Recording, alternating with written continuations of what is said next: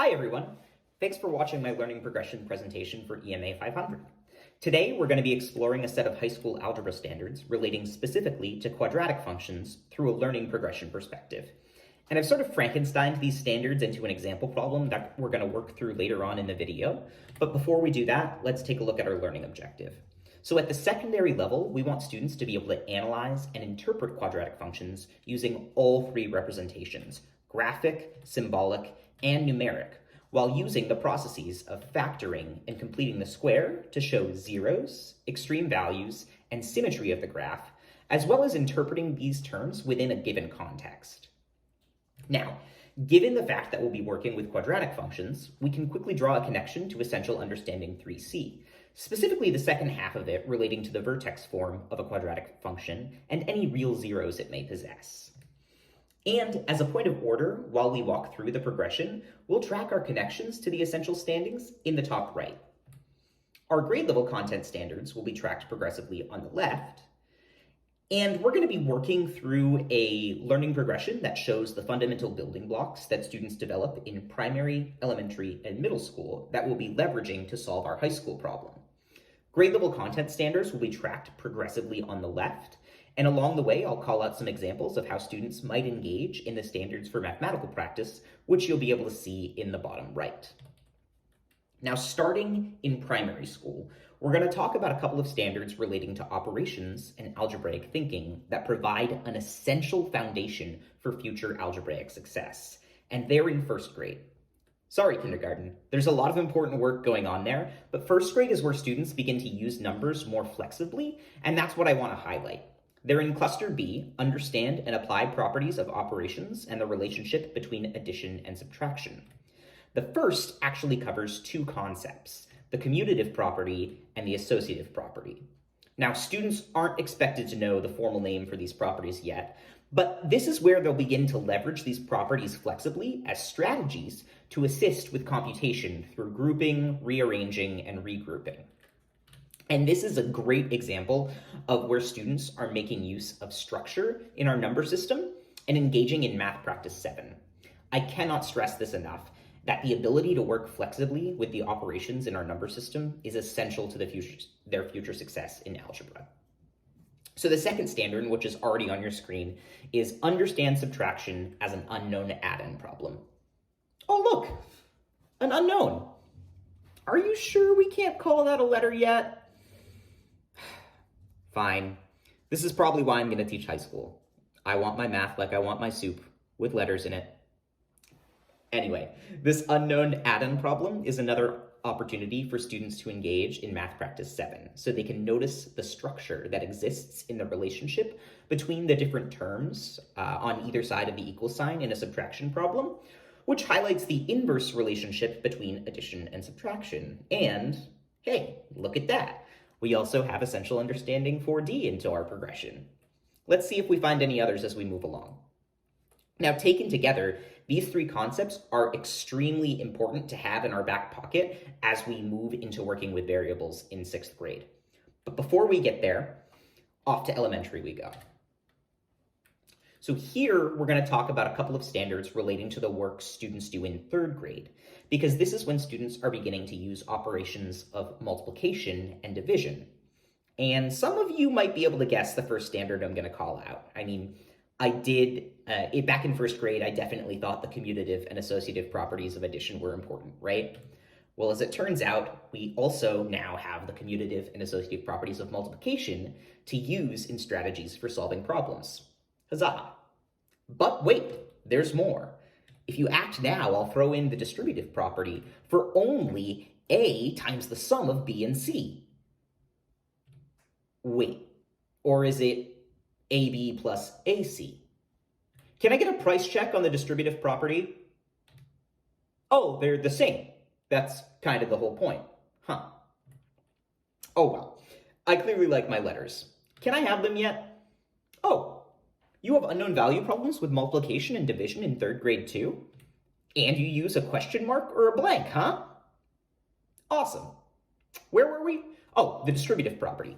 Extra important for the topic we're focused on. I cannot stress this enough. Now, before we move on from third grade, I want to call attention to another important standard we encounter in this grade that prepares us to think flexibly about quadratics, and that's relate area to the operations of multiplication and addition. Now, wait a minute. Area, multiplication, and addition, that sounds like array models. Now, I wonder if we can turn this into a generalized area model that we can use with rational numbers and variables instead of just discrete integers. Let's put a pin in that. And we'll put a pin in our properties of operations too. And on our last stop before we leave elementary, let's take a quick peek into a 5th grade classroom exploring this standard. Write simple expressions that record calculations with numbers and interpret numerical expressions without evaluating them. It's important to call out that this work is directly preparing students for variables to be introduced into their little mathematical lives. In 5th grade, students start to develop the concept of expressions. Can we evaluate them now? Sure. Will we be able to once we introduce variables? Not always. Sometimes the best we can do is simplify. And getting students ready for this by solidifying the concept that 3 times the quantity 18,932 plus 921 and 59,559 are the same thing is important to prepare them. It's kind of like having the ingredients for a cake and a recipe with all the steps you need to carry it out versus having the cake already made, right? It's totally the same thing.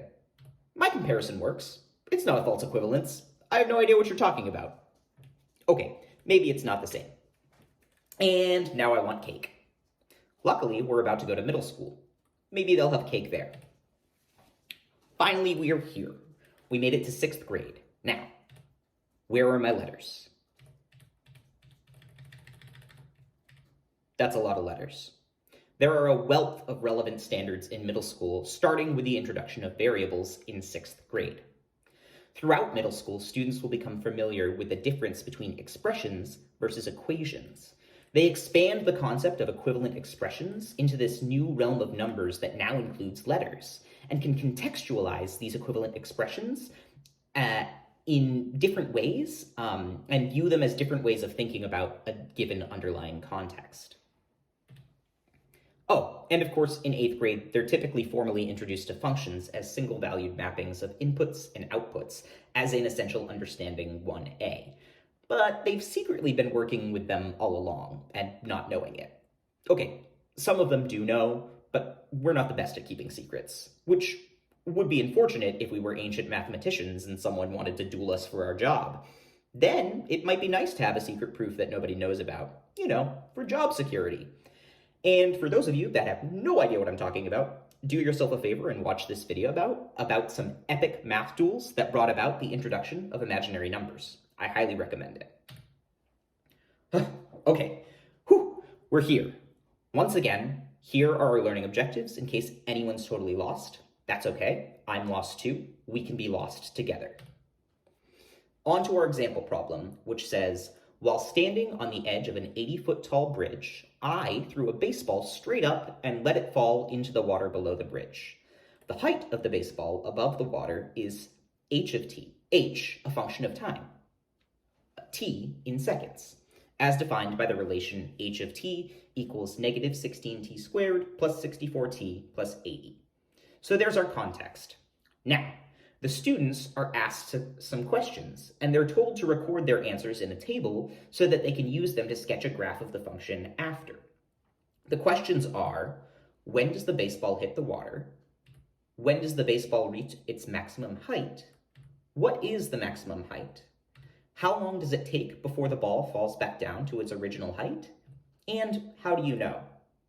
Now, this problem will support the development of 3 of our essential understandings in Big Idea 5 concerning multiple representations of functions.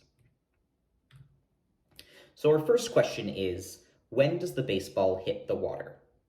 First, students will have to contextualize the problem. The question can be restated as, at what time is the height 0? Then, they use their knowledge of functions to decontextualize and conclude that the baseball hits the water when the height, h of t, equals 0. Now, this process of contextualizing and decontextualizing is a prime example of math practice 2, reasoning abstractly and quantitatively. Now, factoring is one of the methods we can use to create an equivalent expression in factored form that highlights the zeros of a quadratic function. Students will use an area model to visualize the process of factoring. First, they need to recognize that they can factor out a constant of -16 from our quadratic expression. This is effectively using the distributive property, but in reverse. After that's done, they can begin to set up their area model. They'll want to work on factoring the expression inside the parentheses, and they can think of this quadratic expression as the product of two binomial terms. Now, using the area model, they can set up some partial products. One of the binomials will span across the top, while the other will span down the left-hand side. Now, the expression has a t² term, so we need two numbers that multiply together to equal t², and those are t and t again, making t² in our second quadrant. Now, our constant term is going to be the product of the other two terms in the binomials. So quadrant 4 must have an area of -5. Now, students will need to find two numbers that multiply together to equal an area of -5. And now I know what you might be thinking. Michael, negative area, what gives? Well, we can think of this negative area in a similar way to our charge model. Negative areas cancel out positive areas. So 5 is a prime number, and its only factors are 1 and 5. So let's add them to our model. Now we need to know the signs of our constant terms. The areas in quadrants 1 and 3 need to sum to -4x. And since the coefficient is negative, we're going to need the greater of our two constant terms to be negative, which is the 5. So our two binomials are t minus 5 and t plus 1. And students can now rewrite their quadratic as 0 equals -16 times the factor t minus 5 times the factor t minus 1, plus 1.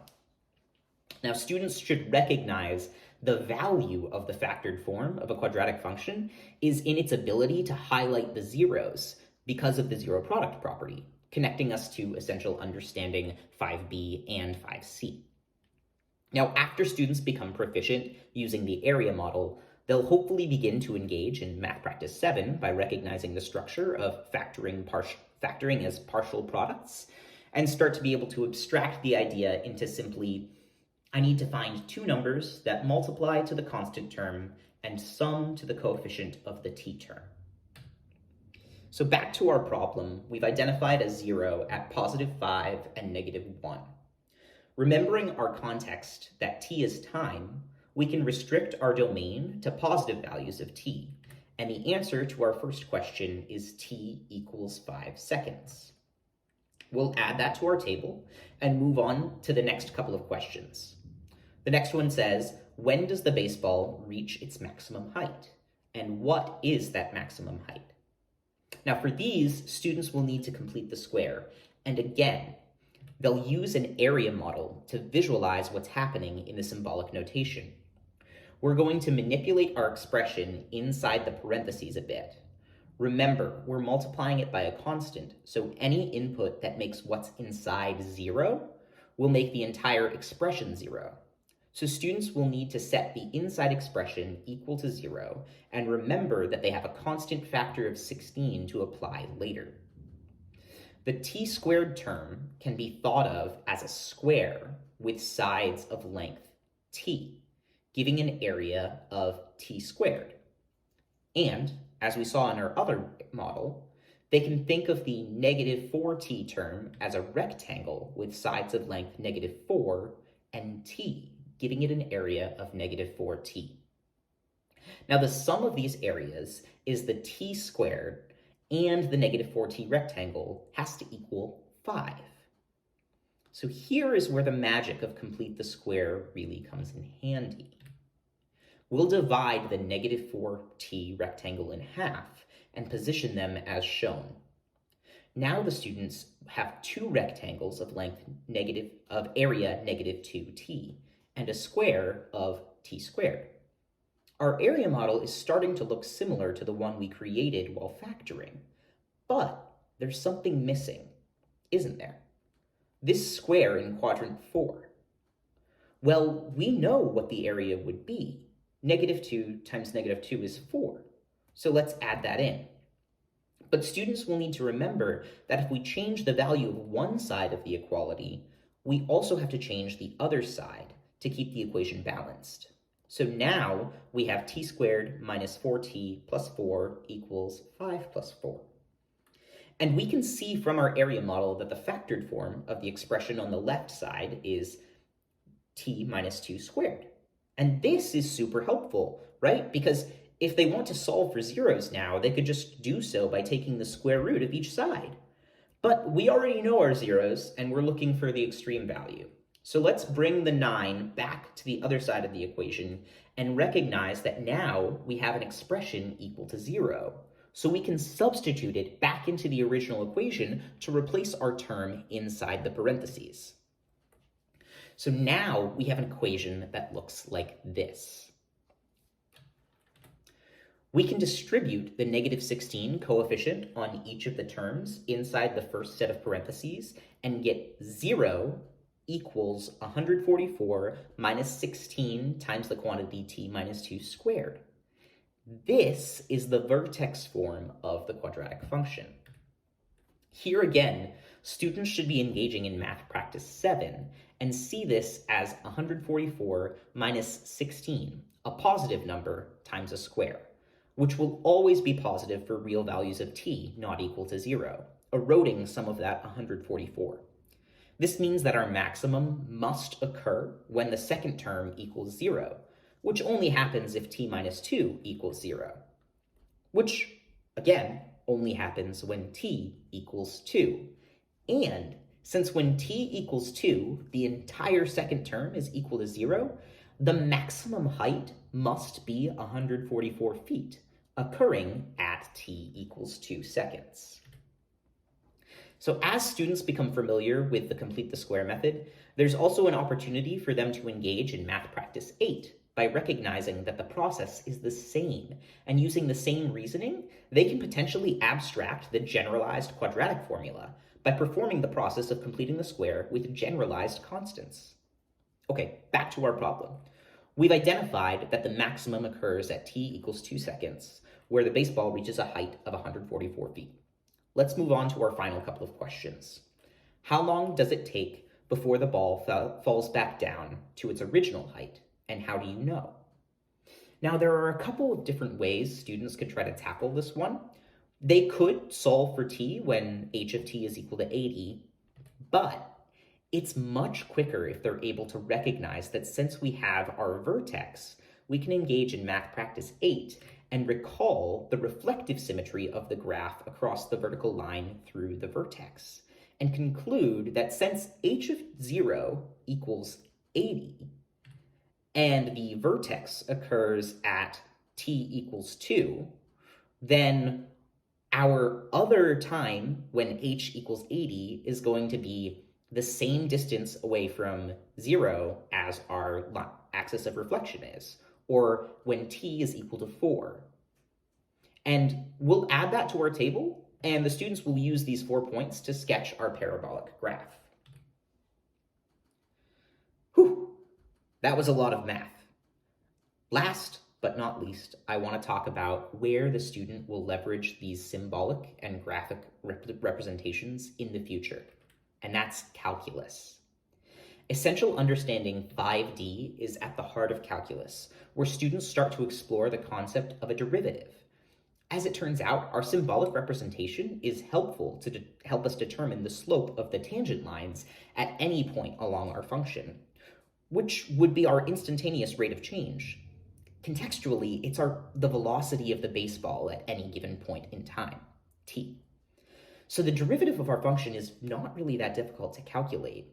Just using the sum and power rules, we can obtain the velocity function h prime of t is equal to negative 32t plus 64. And another really cool aspect of the derivative is that it's very helpful for us to quickly identify the maximum if we don't already have the function in vertex form and don't want to perform a lot of algebraic manipulation. So looking at the derivative of a function, it can quickly allow students to see that the slope of the tangent line is 0 at t is equal to 2 seconds. So that wraps up my learning progression presentation. I hope everyone who's watching had some fun taking this journey with me, and I really hope this sheds some light on how the foundational building blocks of the properties of operations, area models, and equivalent expressions, in addition to math practices 2, 7, and 8, support the big ideas about functions and allow students to interpret quadratics. Thanks.